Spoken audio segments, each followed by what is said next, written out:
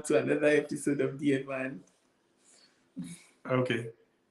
So it's always good to come your way with very um, interesting, or is it, or very pertinent, Informative topics. important discussions regarding relationships and regarding marriages. And so it's always good when we have the opportunity to come your way. And today is going to be no different. Um, if you this is the very first time you're joining us, we're so pleased to have you. If not, then thank you for always being with us. And please go out there and share the feed. Let your family and friends know that we live, and let's get interactive. Let's um, discuss very serious issues. So today, we want to actually talk about insecurity and jealousy, right? They feel like family and friends. They They're feel like like, twins. yeah, they closely related. And so that's what we're going to discuss. Now, there is a general perception out there that, in relationships, you have women being more jealous than men. Is that true? Is that a right perception, Prissy?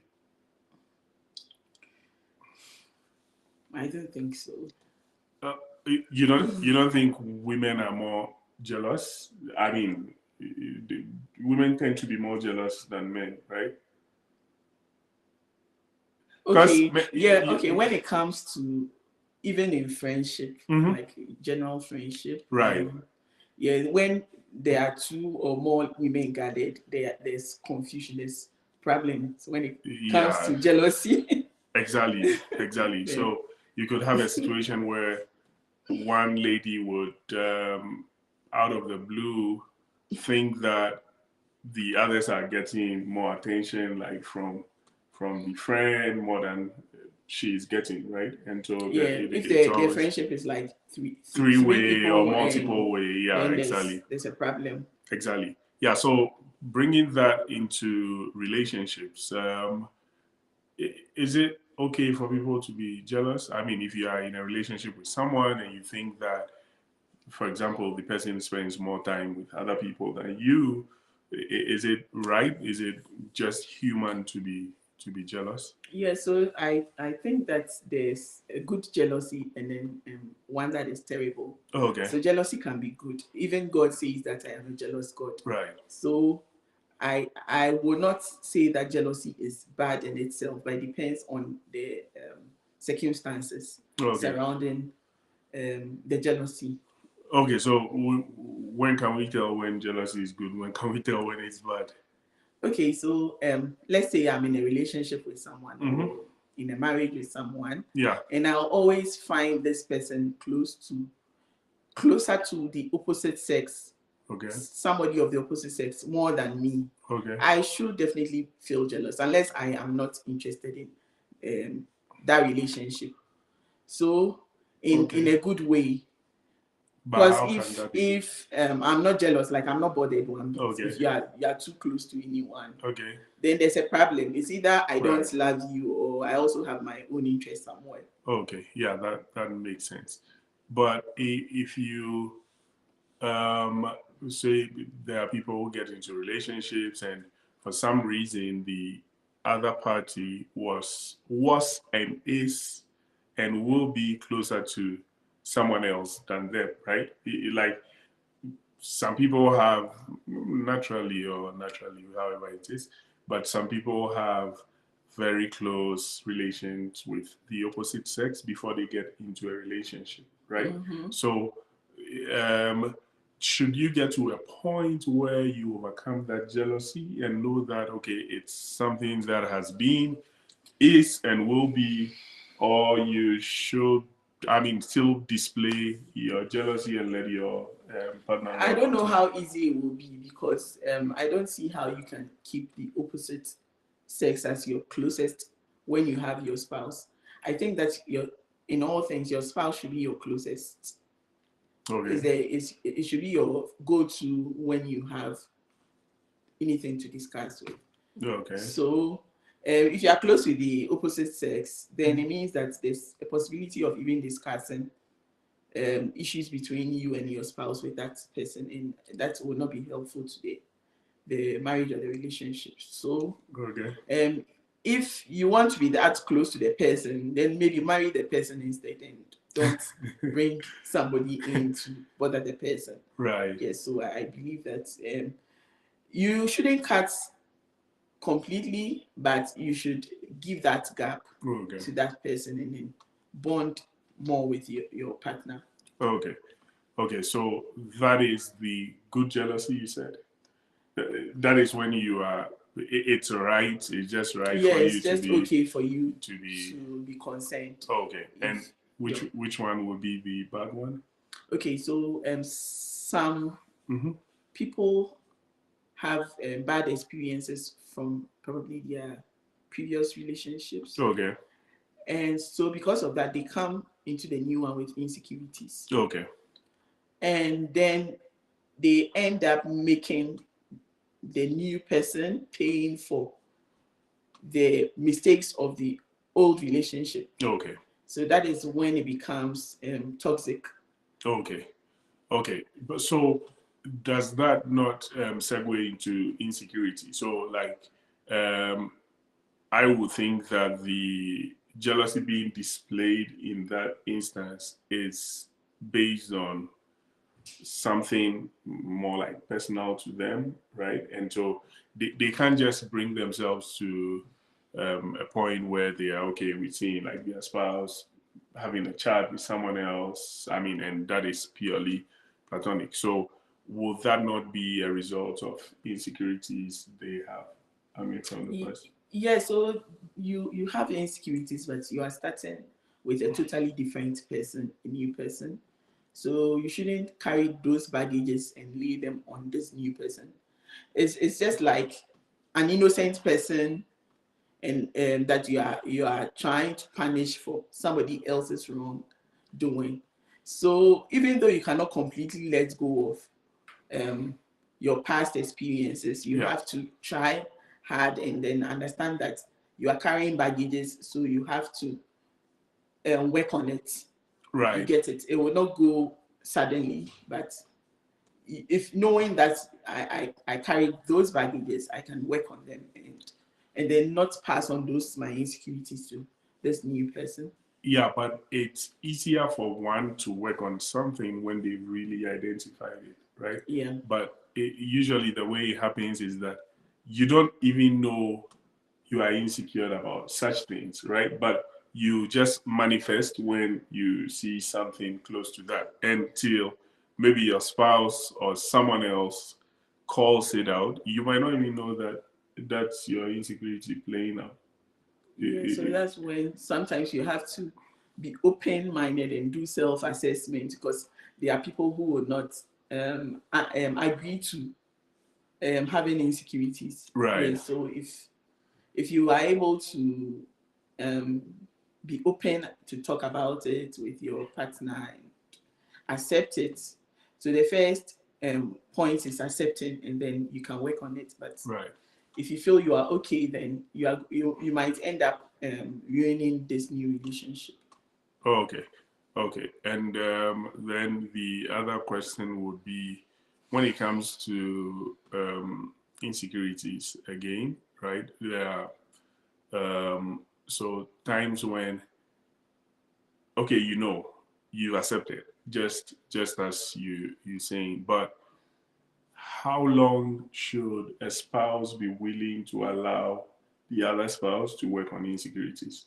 You get what I mean? So there is this person who will decide that, okay, yeah, I agree. I mean, I have insecurities and I have identified them. I'm willing to work on them. Mm-hmm. But they keep coming up, right?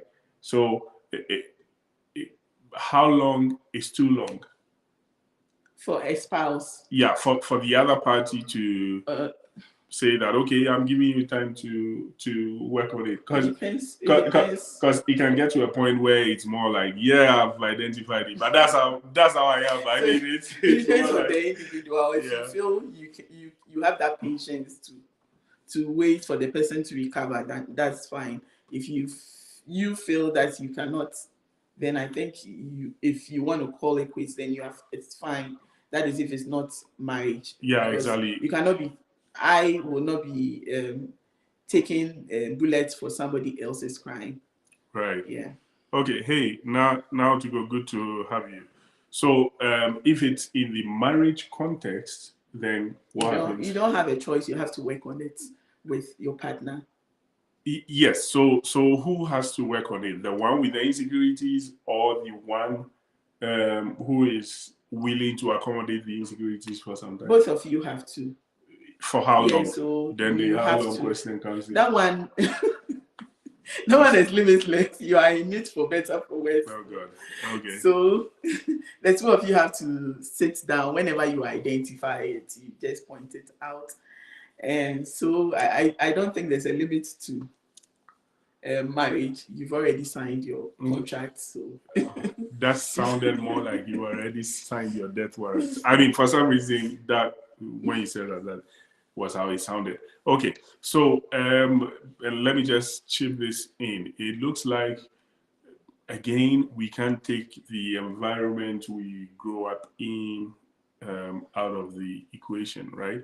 If you, for example, grew up in a family where it looks like every man there, like you're a lady, but every man who had married any of your siblings or your cousins or whatever ended up cheating, right? You realize that subconsciously, when you see your spouse speak to people or like, have friends, or the sometimes it least doesn't thing even matter the gender. yeah, you Even same sex friends, people still will complain. Those with insecurities correct. might complain that you don't have time for me, you spend more time with your friends. Correct, because you might it just gets ingrained in you even without you saying anything about it. That is where all these generalizations come in. All men are the same, all women are the same, blah blah blah. You know, it's just because sometimes you grow up in an environment where what you see is subconsciously ingrained in your mind. And so if anything looks close to what you know about in the past, then it triggers those insecurities. And it can be very detrimental at times, right? Because it causes you to behave in ways that are quite weird, and you go like, oh, you'll be surprised with yourself. Hey, Stephen, good to have you. And so we should be very, very conscious of things that we naturally picked up or subconsciously picked up when we were growing up. And some of the times you wouldn't even know you've picked those things up till a situation presents itself and you begin to manifest, right? And we need to really assess the situation and figure out whether this is a baggage you've carried from, say, your childhood or past relationships or whatever, or your partner is actually at fault and you need to be suspicious or address something, right? Because sometimes you don't necessarily need to address anything. It's nothing. Like, so think about it. You have a past of people who have gone out and ended up in other relationships, blah, blah, blah, blah, blah. If you have a spouse who even comes home late because he or she is genuinely working, then your mind starts to wander around. Hey, is it a shadow of things to come? Is it something that I should really be careful about? And so on and so forth, right? So we really, really need to be able to do that self-assessment in every situation, know whether this is one of those, something you should really be cautious about, or something that really doesn't demand any whatever. Yeah. And again, coming to the jealousy bit, like Prissy rightly mentioned, a certain dose of jealousy is healthy, right? I mean, if anything your spouse does, maybe your spouse's engagement with the opposite sex, anything, doesn't really um, ring any bell, like no matter what the dosage is, then you should check yourself. Probably you are at a point where you are now disinterested in the relationship, and that's why you don't even care, right? Whatever your spouse gets involved in, you don't really care. Hey, Senor, good to have you. You don't care what your spouse gets engaged in because you've already checked out, right? There should always be, hey, even if you say it for fun, maybe your spouse for some reason is now more interested in speaking to friends than you, then it should trigger some jealousy. I mean, why would you be married to someone and all of a sudden the person wants to engage other people as compared to you, right? So as Prissy rightly mentioned, a certain level of jealousy is good in a relationship, but where it goes beyond bounds is when it becomes toxic. Like um, anyone calls your spouse and you want to see who it is. So the first thing you say when your spouse picks her own phone or his own phone is, who is that? I mean, sometimes it's uncalled for. Your spouse is allowed to also have friends, right? I mean, it's always good to know your spouse's friends, but it shouldn't be like your antennas are always up, And you're ready. policing, Exactly, you policing your spouse. Who policing is them all that? over. Who did you send this message to? Who did it? That is obviously at the toxic level, right? But it doesn't mean that you shouldn't also care at all. If you're out there, let us know what you think should be the limits when it comes to jealousy. I mean, between you or your spouse, right? Okay. Now, Rizzy, if you have a super jealous spouse, the toxic type, what can you do about it?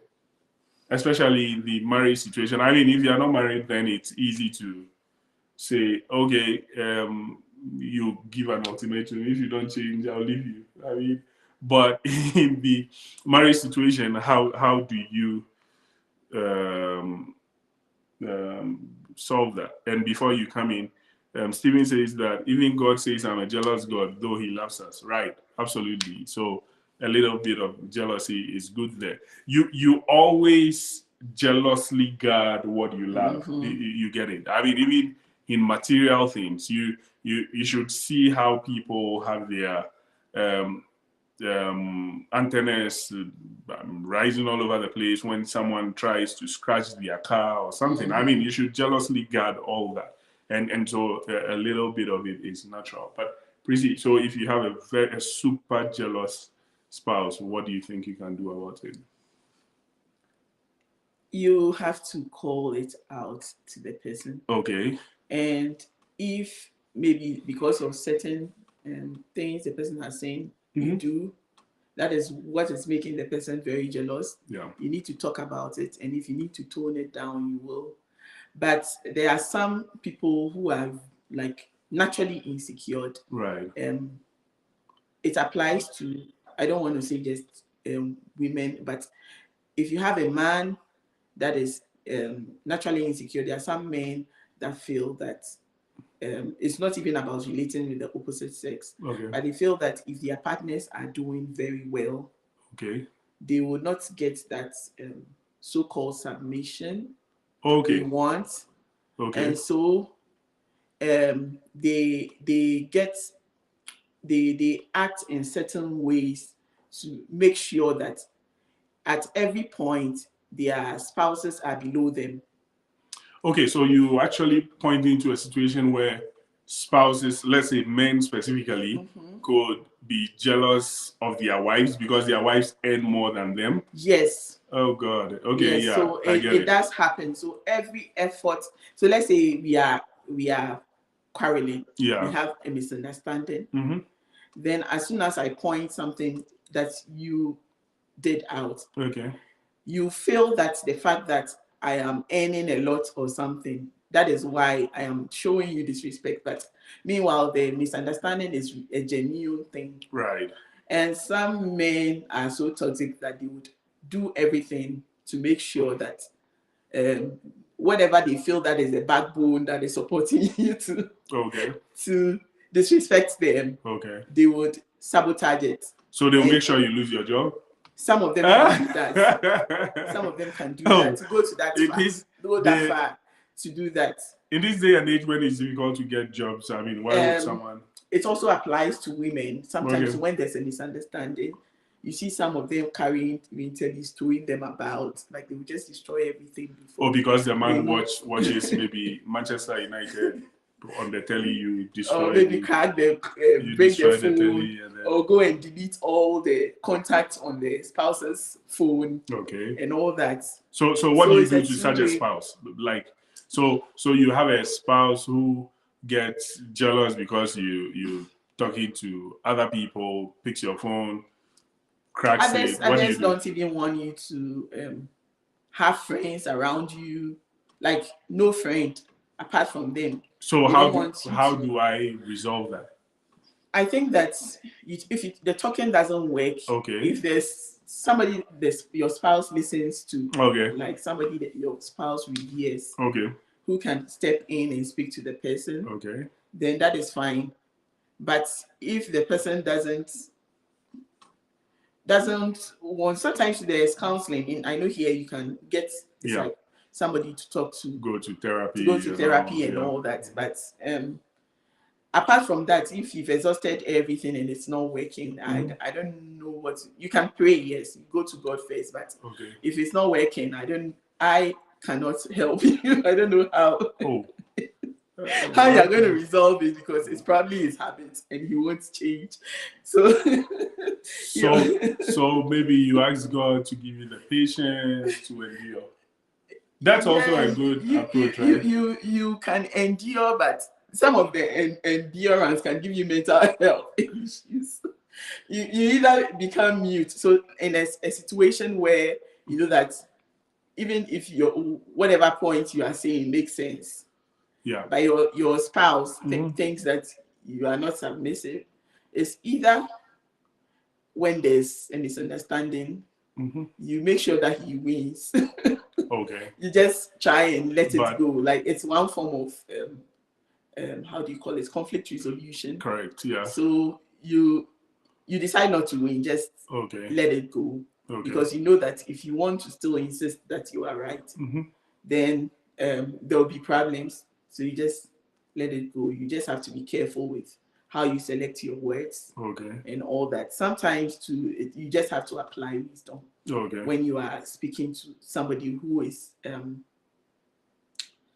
insecure person. Right. You cannot speak to an insecure person like a normal thinking person. Yeah. So once you know you are with an insecure person, there's a way you select your words. Your choice of words is very important. Also.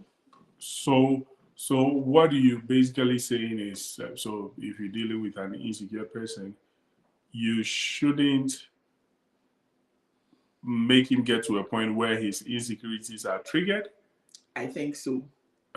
More like avoid, but if you're avoiding that, you might not necessarily get to the root of it and solve it. Yes, or you shouldn't. This is someone you have tried everything and you feel that nothing works with the person. The person certainly has a mental issue that needs to be addressed. Right. But what if the person is not willing to? Yeah. Then you have to find your own way around it to make peace. Okay, so Stephen says that I think it's best to talk about your partner's anxieties. We all have emotional baggage, so it's important to talk to your partner and understand why they feel the way they do in the first place. Be open, honest, avoid being defensive, give them all they need to build the trust, and then if still, then go to God. Okay. Okay, yeah, I think I believe God first. Yeah, right. So you need Right. God to give you the wisdom Right. to talk about it. So you can Yeah. ask for wisdom to talk about it. But if the person is the fail type. Oh God. Okay.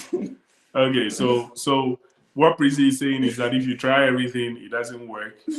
Just tell your husband that, hey, everything you say is true, or hey, yeah, you are right. So you're always right. But that would be funny. I mean, that would be quite funny. Okay. Now, this is what I think would be, I mean, maybe our final submission into this topic as we wrap up. I think that we also have a duty, we as the current generation have a duty to help children not pick up certain insecurities. We really need to. So let's forget about what the kind of insecurities we had growing up, right?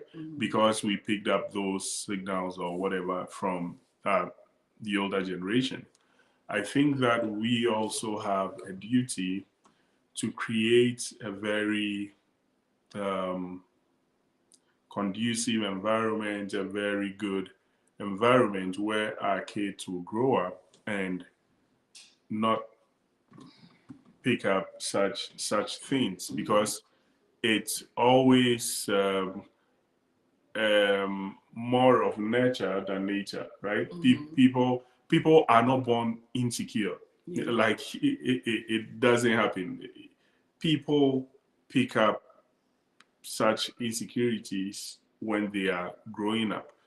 There are things you cannot necessarily protect your kids against. Like they go into a relationship and there are issues, and that builds up that kind of insecurity in them. You cannot necessarily do much about it. You can only do as much, right? But things that pertain to the home, things that pertain to our environment, things that pertain to what we can control, I think that we should really put in the effort to ensure that our kids or our offsprings or our descendants grow up not facing whatever, I mean, insecurities that we face, blah, blah, blah. Yeah, and that would really, really help. And Prissy, do you have any closing comments in that regard? Yeah, so some of us would have taken some of these insecurities from people around us, what we see, even relatives that come around us. So sometimes you have relatives that talk down on you when you were kids, or like maltreated you. So because of that, you develop some sort of low self-esteem or insecurity. Please don't expose your kids to such people.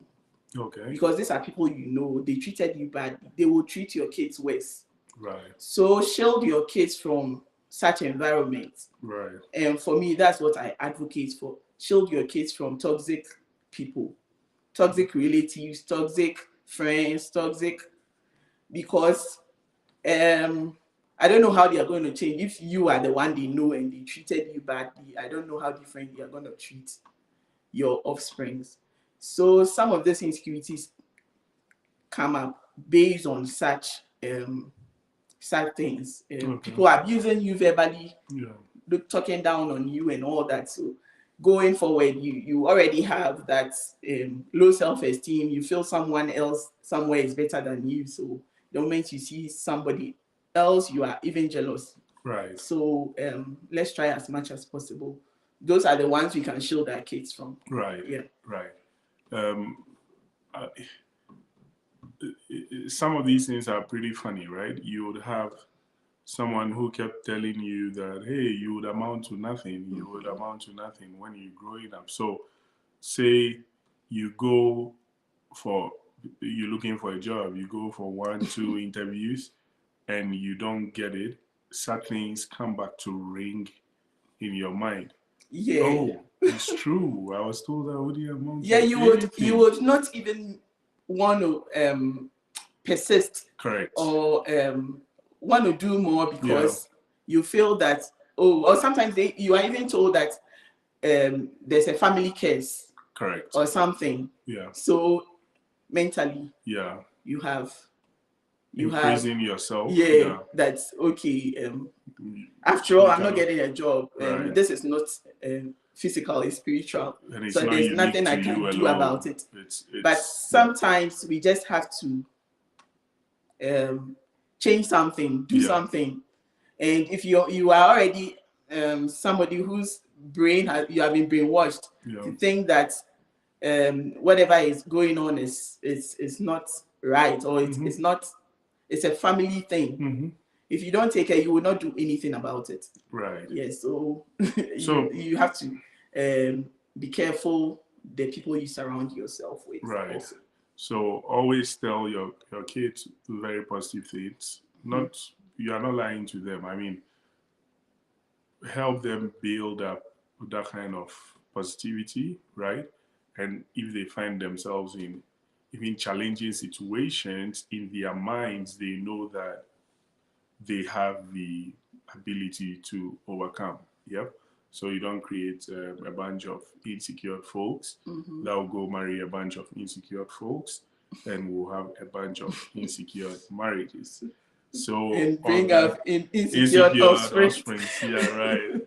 So on that insecure note, we draw down the curtains on this episode of The Evan. Always remember that no two relationships are the same. Thank you. Cheers and bye for now. Bye.